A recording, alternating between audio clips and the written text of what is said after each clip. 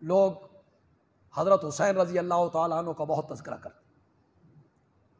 واقعی وہ باکمال لوگ تھے، ہر لحاظ سے، تقوی کے لحاظ سے، پرہیزگاری کے لحاظ سے، رشد و ہدایت کے لحاظ سے، صدق و امانت کے لحاظ سے، حیا، شرم، غیرت، دلیری، بہادری، شجاعت، ہر لحاظ سے حضرت حسین رضی اللہ تعالیٰ عنہ لاجواب ہیں، اور حضرت حسن جو ان کے بڑے بھائی ہیں ان کا تو جواب کوئی۔ میں کہا کرتا ہوں نا کہ میں سیدنا معاویہ کا بہت بڑا وکیل ہوں رضی اللہ تعالی عنہ، میں ان کی طرف اڑنے والے ایک ایک چھینٹے کو، جو نالائق لوگ اور اپنی غلط فہمیوں کی بنا پر وہ تنقید کے چھینٹے اڑانے کی کوشش کرتے ہیں، میں ایک ایک چھینٹے کو دھونے کی صلاحیت رکھتا ہوں۔ میں وکیل ہوں حضرت معاویہ کا، اور حضرت معاویہ کے ساتھ ہمارا کوئی ذاتی تعلق نہیں، ہمیں حضرت معاویہ سے اس لیے محبت ہے کہ وہ میرے نبی کا صحابی ہے بس،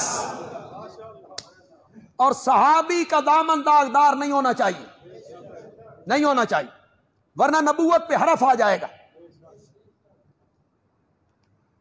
لیکن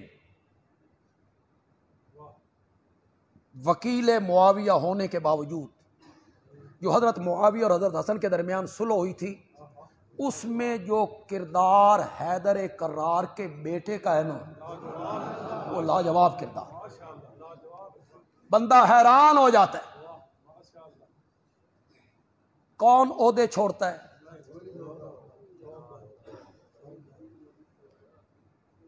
وزارت چھوڑنی آسان ہوتی، کون چھوڑتا ہے؟ جماعتوں کے عہدے کوئی نہیں چھوڑتا، برادریوں کی سوسائٹیاں جو بنی ہوئی ہیں نا، اس کا عہدہ کوئی نہیں چھوڑتا، مسجدوں کی انجمنیں، ان کا عہدہ کوئی نہیں چھوڑتا۔ انجمنیں کیا ہوتی ہیں؟ وہ شہری بابو ہوتے ہیں، کوئی وکیل ہے، کوئی پروفیسر صاحب ہیں، کوئی ٹیچر ہیں، کوئی تاجر ہیں، وہ چونکہ دنیا دار ہوتے ہیں، مولوی کو نوکر سمجھ لیتے، ذہنیت وہی ہے، دفتروں میں بیٹھے ہوتے ہیں تو ماتحت عملہ ہوتا ہے، تو وہ ایک سرداری کا نظام ذہن میں ہے نا، چودراہٹ، مسجد کے مولوی کو بھی وہی سمجھے، یہ نوکر ہے ہمارا۔ پھر آپس میں بیٹھ کے مشورے کریں گے، قالین پرانا نہیں ہو گیا؟ اتنا پرانا تو نہیں ہو، نہیں نواں پا لو، چلو جی قالین ہے آ گیا، اے سی 8 کی بجائے 16 کرو، مسجد میں ٹیلیں لگانی ہیں، مینار بنائیں گے 150 فٹ اونچے اونچے مینار، او مینار، اور جب مولوی صاحب کو تنخواہ دینے کا وقت آئے گا پھر وہاں 10,000 12,000 14,000، گنجائش کوئی نہیں، باقی سب کاموں کے لیے گنجائش ہے، مؤذن خادم امام کو دینے کے لیے گنجائش کوئی نہیں۔ پتہ نہیں میں کہنا کیا چاہتا تھا کہ میں نے یہ بات کہی۔ ہاں، حضرت حسن رضی اللہ تعالی عنہ کا جواب ہو کوئی، خلافت تجدی، بادشاہی، حکمرانی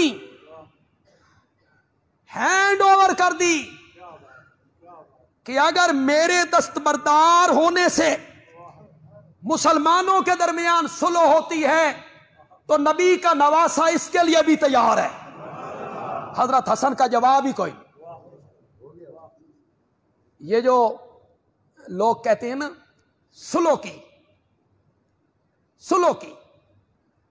تم اپنی کتابیں پڑھو، رجال کشی پڑھو، 3 صدی کا عالم ہے، اس کا صفحہ 101 پڑھو، ملا باقر مجلسی 11ویں صدی کا مجتہد ہے تمہارا، اس کی کتابیں پڑھو، صرف صلح نہیں کی، دمشق جا کر معاویہ کے ہاتھ پر اپنا ہاتھ بھی رکھا تھا.